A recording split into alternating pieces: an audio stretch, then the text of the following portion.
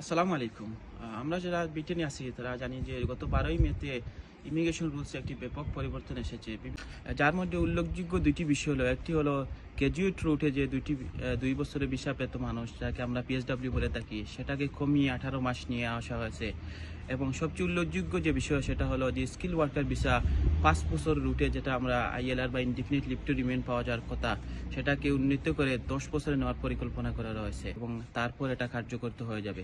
হয়তো এটা অক্টোবর বা নভেম্বর বা আগামী বছর এপ্রিলের মধ্যে সবগুলোই বাস্তবায়িত হয়ে যাবে।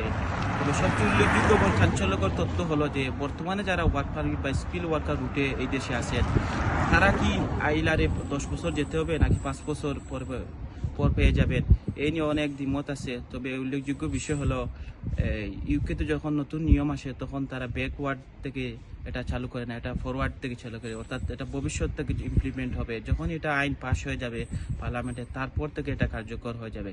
যারা এখনই বর্তমানে ইউকেতে ওয়ার্ক পারমিটে আছেন বা স্কিল ওয়ার্কার রুটে আছেন, 5 বছর আইলার রুটে যারা আছেন, তাদের এই নিয়ে কোনো দুশ্চিন্তার কারণ নেই। হ্যাঁ, নতুন আইন নতুনদের জন্য ইমপ্লিমেন্ট হয়, এটাই এই দেশের স্বাভাবিক নিয়ম। তবে এখনও কিছু কিছু জানা যায়নি। তবে কিছু সপ্তাহের মধ্যে এটি পরিষ্কারভাবে বলা হবে যে এটা কাদের জন্য ইমপ্লিমেন্ট হবে, নতুনদের জন্য নাকি পুরাতন সবার জন্য। ততক্ষণ পর্যন্ত আমরা সবাই ওয়েট করতে হবে, ধৈর্য